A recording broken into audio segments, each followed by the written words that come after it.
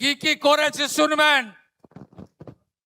জামমনি ব্লকের একজন sub assistant engineer ঠিকাদারের কাছ থেকে 2 লাখ টাকা নিচ্ছিল। খপ করে ধরেছি আর জেলের ভিতর ঢুকিয়ে দিয়েছি।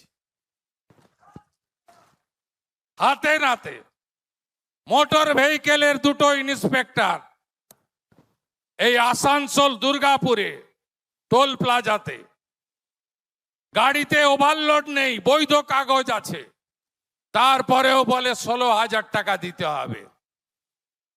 কমপ্লেন পেয়েছি, সাসপেন্ড তো করেছি। অনেকে বলেন সাসপেন্ড হয় 3 মাস পরে উঠে যায়।